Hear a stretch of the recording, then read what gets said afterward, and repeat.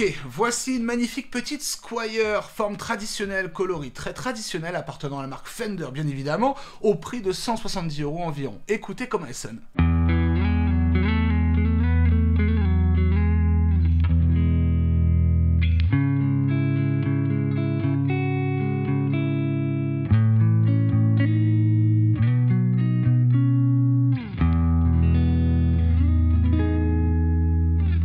Ok, plutôt cool, et maintenant je vous sors une deuxième guitare, la même. En tout cas, presque la même. Visuellement, il y a tout qui est presque pareil, sauf qu'on est à quelques euros près, puisque celle-ci c'est une Fender mexicaine qui est au prix exact de 1055 €. Écoutez comment elle sonne avec le même type de jeu.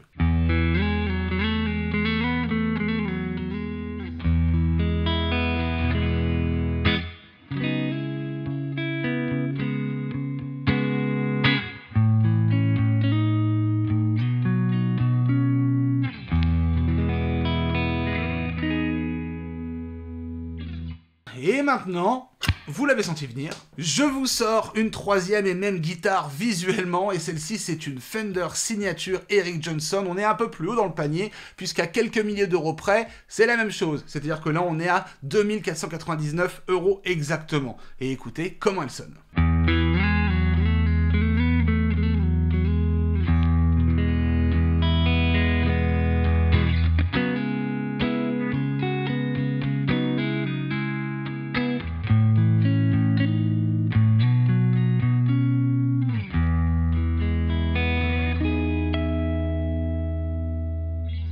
Et la grosse question qu'on peut se poser, en tout cas que je vais vous poser, et d'ailleurs faites de cette vidéo un espace commentaire ultime de débat, de réact et d'avis, c'est est-ce que vous avez entendu une différence de prix? J'allais dire de prix, non, mais ça rejoint le truc. C'est plutôt est-ce que vous avez entendu une différence de son avec le même ampli utilisé, le même réglage, le même jeu, pour une telle différence de prix? Et ça, c'est une question énorme. Pourquoi payer tant? Pourquoi payer pas assez? Qu'est-ce qui justifie tout ça? Bref, on va essayer d'y répondre dans cette vidéo. C'est parti.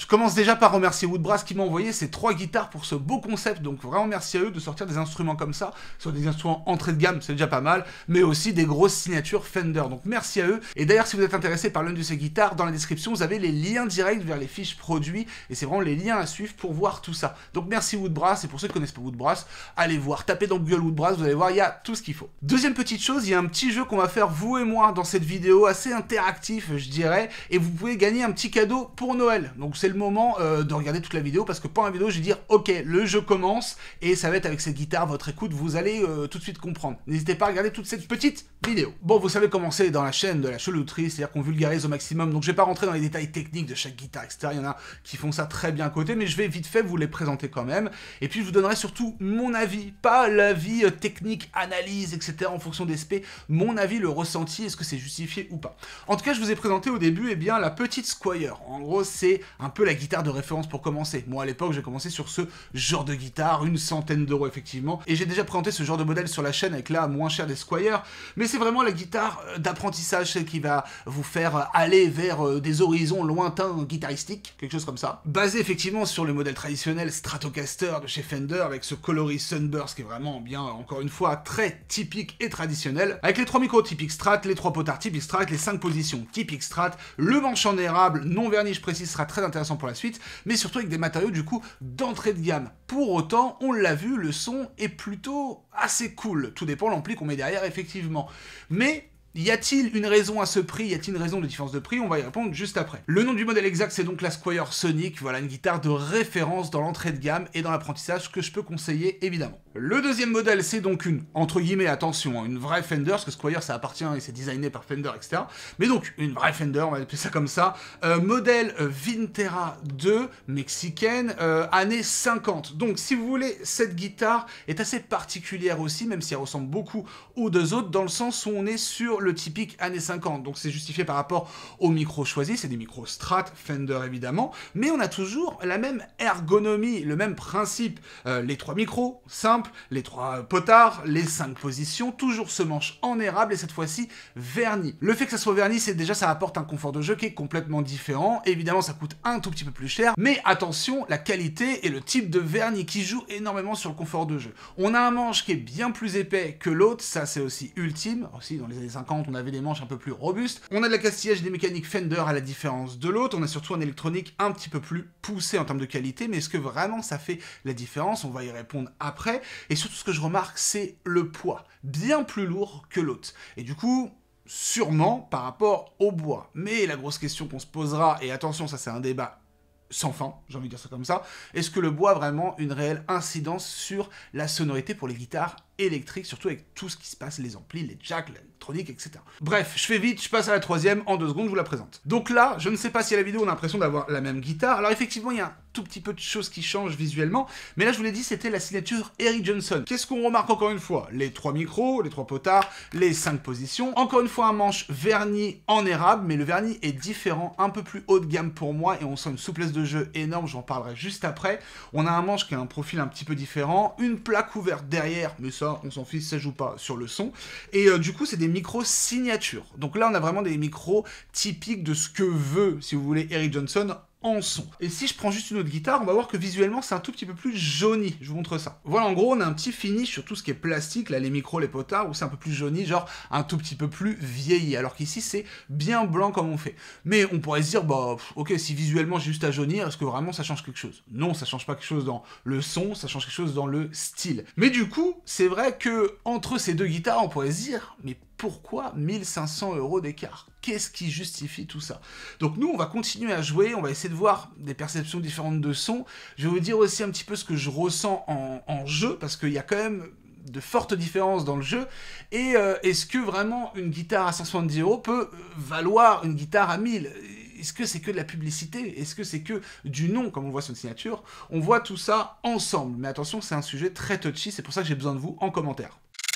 Donc cette vidéo, j'ai essayé de faire en sorte qu'elle soit très interactive entre vous et moi. Ce que je vais faire là, c'est que je vais vraiment enchaîner sans coupure, eh bien le même riff au même tempo, avec les mêmes réglages, les mêmes amplis utilisés des 3 guitares. Un en clean, un en overdrive, en distorsion. Ce qui se passe, c'est qu'en clean, on peut vite se faire surprendre parce qu'on voit pas trop de différence selon ce qu'on met comme effet, etc.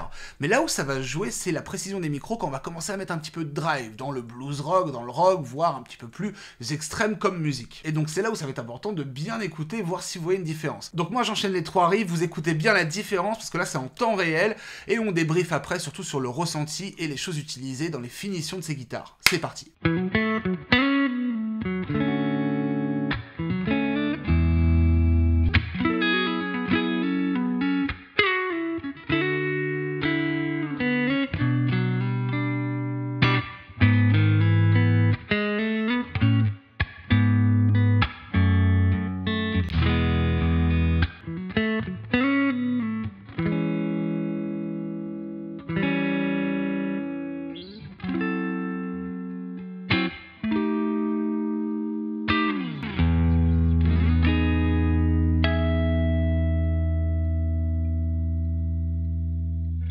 Wow, ok. Alors pour commencer, je tiens à vous dire que les 3 sont plutôt cool à jouer si je me mets dans 3 profils de guitaristes différents. Ça, c'est une chose. Mais pour moi, il y a une partie essentielle à l'âme de la guitare qui fait tout, c'est le manche. Le manche, c'est pour moi 80% de la réussite d'une guitare. Et là, la grosse différence se fait là-dessus. Sur la petite Squier, ce qui se passe, bon, c'est qu'on a déjà un manche non verni. Donc là, on a déjà une énorme différence. Parce que visuellement, on pourrait se dire, bah, c'est des manches blancs. D'accord? Si on vulgarise, c'est des manches en érable.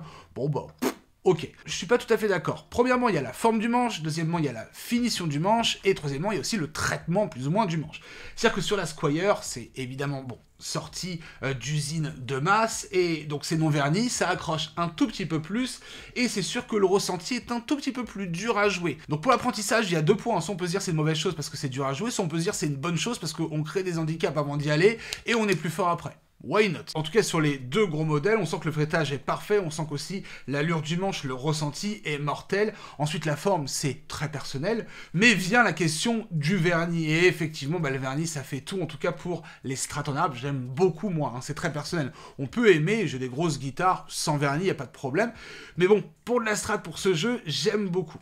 Et là, il y a une énorme différence, attention, entre le vernis qu'il y a sur la mexicaine et le vernis qu'il y a ici. Il est beaucoup plus dense sur la Fender mexicaine que celui-ci. On sent que là, on a un vernis super fin, super agréable au toucher, et c'est ça qui me rebute un peu dans les vernis, quand ils sont pas forcément exécutés comme moi j'aime bien au niveau du senti, ça accroche plus que du non-vernis, si vous voulez. Par contre, celui-là, c'est mortel. Je vais juste vous dire la référence du vernis, au cas où vous cherchez des guitares, ou c'est s'il vous plaît, vous dites, ok, ce vernis est plutôt cool au ressenti, alors attention, parce que je l'ai pas en tête. Donc, sur la grosse, c'est du laqué nitrocellulosique. Voilà, alors je suis pas chimiste, désolé.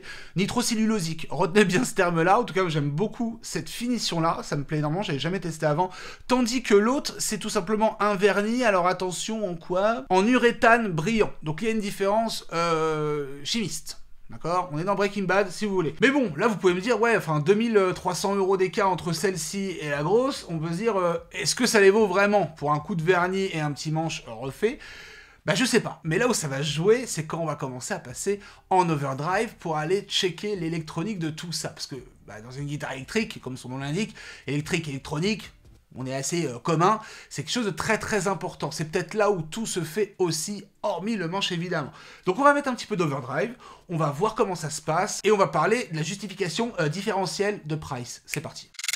Je veux juste faire une parenthèse aussi, à chaque fois j'utilise le même ampli, les mêmes réglages, etc. Si les amplis vous plaisent, le son en tout cas, eh bien c'est tout simplement là la simulation d'ampli Blom Narok. Et pour le clean, j'ai utilisé aussi du Fat Blob en tout début de vidéo. Donc ça c'est disponible sur Blob Audio, et en ce moment bah, c'est les offres de Noël. Donc n'hésitez pas soit à tester, soit à choper les trucs à moins je sais plus combien de pourcents sur Blob Audio. Donc là je vais prendre l'ampli Odin, je prends un preset blues vraiment au pif, parce qu'en 2 clics ça permet justement d'avoir un truc très très rapide, et bim bam boum, j'ai du son. Checkez ça, il n'y a pas de sushi. Allez, du coup, on est reparti pour un petit riff en overdrive, mais écoutez, j'ai remarqué quelque chose dans la petite Squire.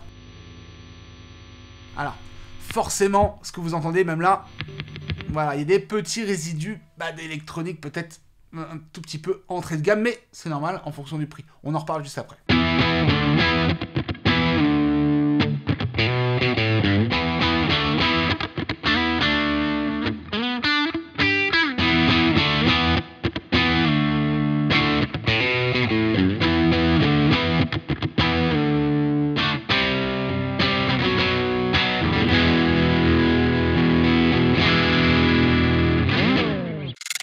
Ok, donc par rapport à mon ressenti en temps réel, par rapport au clean où c'était peut-être un petit peu dur de se projeter sur la différence, là moi j'en sens une clairement. Beaucoup plus d'attaque sur celle-ci, de grain et de puissance. D'ailleurs j'aime beaucoup les micros, franchement Eric Johnson GG. Mais celle-ci en termes de réponse de son, de grain, j'adore. La Fender un tout petit peu en dessous, clairement, même si ça se débrouille très bien. Mais on a un son qui est effectivement traditionnel, mais avec moins de personnalité que celle-ci.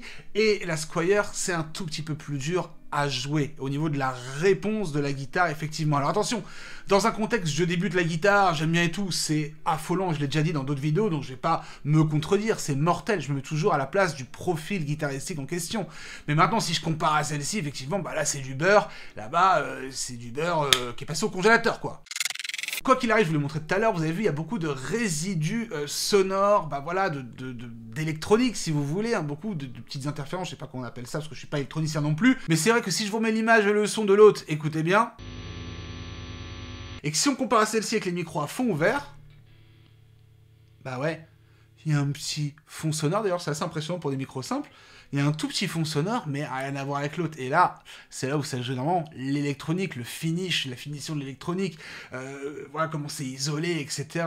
Les micros, la façon d'être bobiné, enfin j'en sais rien, il y a tellement de choses, tellement de paramètres. Mais là, on voit la différence de propreté. Mais maintenant, si on parle réalité, effectivement, il y a aussi la durée dans le temps. Et ça, c'est un gros sujet. Concrètement, on est tous conscients, on le sait très bien, des matériaux qui sont un peu plus chers, bah, par exemple en électronique, en bois ou quoi que ce soit, bah, voilà, tout ce qui concerne une guitare, bah, si c'est un peu plus cher, ça veut pas tout le temps, mais souvent dire que c'est de meilleure qualité, qui dit meilleure qualité, peut-être meilleure durée dans le temps, donc à voir comment une guitare Squire à 170 €, bah, dans 10 ans... qu'est-ce qu'elle devient, réellement? Donnez-nous des nouvelles. ça peut durer, ça peut être cool, mais à la différence, est-ce que celle-ci tiendra bien mieux dans plein d'années, puisque la conception est meilleure, etc. Donc là, si vous avez des connaissances en lutherie, si vous êtes passionné de guitare, etc., bah, encore une fois, dans l'espace commentaire, n'hésitez pas à répondre à cette question. Mais moi, je pense qu'un électronique d'entrée de gamme, attention, pas de mauvaise qualité, d'accord, elle est super cool, cette Squier, mais voilà, de l'entrée de gamme durera moins longtemps dans le temps, on risque d'avoir plus de soucis, un micro qui défaille, enfin, j'en sais rien, un fil qui saute, voilà, ça peut exister, que celle-ci. Après, on peut avoir des surprises inverses, hein, d'accord? Il y a toujours l'inverse et son contraire, enfin, je sais pas, je connais plus l'expression, mais vous m'avez compris. Donc maintenant, pour tester la précision ultime des micros, parce qu'elle m'a bien impressionné, celle-ci, elle se défend vraiment bien, on va aller pousser le drive vers la distorsion, des riffs un peu plus gros rock'n'roll, hard rock, etc.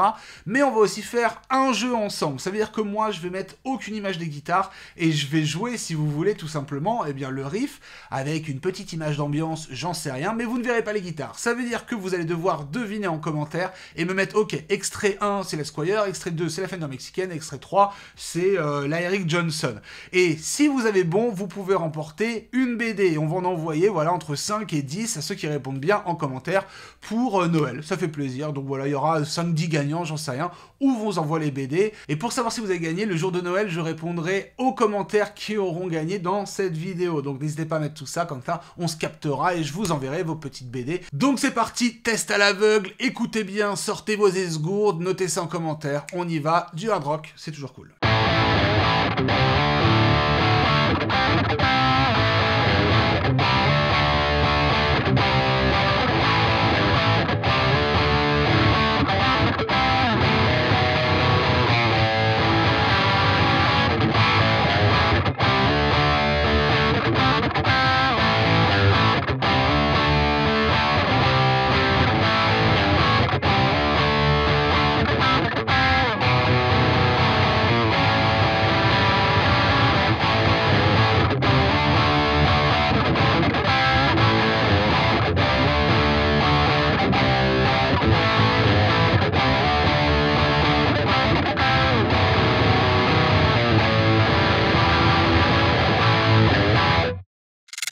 Voilà, à vous de jouer en commentaire. Par contre, franchement et sincèrement, et je pense qu'à l'aveugle ça va être très dur, c'est quand même impressionnant cette presque non-différence sonore en tout cas qu'il y a entre tout ça. Et en fait, on voit que ça se joue pas forcément au son en tant que tel sur le moment T, parce qu'encore une fois, il y a plein de paramètres, mais ça joue aussi un peu sur les choses sous-marines, donc l'électronique, la durée dans le temps, la sensation sur le manche, des choses qu'on peut pas avoir en vidéo en fait. Donc c'est pour ça que c'est très important, et j'ai voulu vous faire partager mon ressenti au maximum. Mais là, le son en distorsion, c'est quand même ultra chaud. Alors, évidemment, c'est peut-être parce que le Blob Narok fait bien sonner toutes les guitares au monde. Encore une fois, n'hésitez pas à tester au moins la version d'essai gratuite, ça n'engage à rien, et ça vous prouve que ça sonne très bien. Mais en tout cas, voilà, lui, il fait bien sonner les guitares, que ce soit la Squier et tout, et la différence est assez minime en termes de son. Dites-moi en commentaire, encore une fois, la différence sur la distorsion, si vous l'avez ressenti. Mais pour le coup, je vais pas vous mentir, hein, progressivement, dans les normes de prix, eh bien, la sensation de jeu est vraiment décuplée. Je sens une énorme sensation entre la Squier et la Fender, et aussi entre la signature artiste et la Fender mexicaine. Maintenant, est-ce que ça justifie un tel écart de prix? C'est pas à moi de répondre, mais c'est vrai que quand on parle eh bien, commercial entre la marque Fender, l'utilisation du nom Eric Johnson qui gonfle un peu les prix, enfin vous l'avez compris, il y a plein de secrets que je ne suis pas capable de vous expliquer. Maintenant, il y a une chose que je voudrais pas parler, mais je vais en parler, c'est le bois. Et c'est là aussi où votre expertise est très intéressante et le débat va s'ouvrir. C'est que j'ai pas parlé du bois parce que avec toutes les guitares que j'ai eues en main, moi je vais pas dire si ça c'est de l'aulne, c'est pas de l'aulne, et d'ailleurs c'était quasiment tous les mêmes bois utilisés au final, mais bon, est-ce que le bois fait la différence dans une guitare électrique réellement, genre une différence énorme entre tout ce qui va se passer, c'est-à-dire votre jeu, le médiator qui peut changer le tone, les cordes utilisées, le jack, l'électronique, l'ampli derrière, est-ce que vraiment faut se prendre la tête à prendre des bois et déforester tout d'un seul coup avec des bois nobles? Je suis pas sûr. Bref, en tout cas, j'ai hâte de lire vos commentaires à ce sujet-là, parce que c'est des débats houleux dans la sphère guitaristique, même s'il y a bien plus grave. N'oubliez pas, si le son que j'ai utilisé dans ces vidéos, qui est très importante, et notamment dû aux amplis, vous a plu, eh bien allez voir le store Blob Audio, c'est encore en réduction pour Noël, mais encore très peu de temps, évidemment. Donc retrouvez tous les amplis sur blobaudio.com, et en parallèle, j'ai aussi mis, pour vous faire plaisir à ceux qui veulent apprendre avec moi, toutes mes méthodes vidéo, et bien aussi en méga réduc à moins 50%, jusqu'à là, quelques jours, juste après les fêtes de Noël. Donc ça, c'est sur la chose sphère.com. Il y a aussi la BD, si vous êtes en retard pour vos cadeaux de Noël, à glisser sous le sapin, ça fait du bien. En tout cas, allez vous faire plaisir sur la chose sphère.com et Blob Audio, toutes les boutiques sont en réduction. Je vous dis à très bientôt pour de nouvelles vidéos. Des chelous bisous, ciao.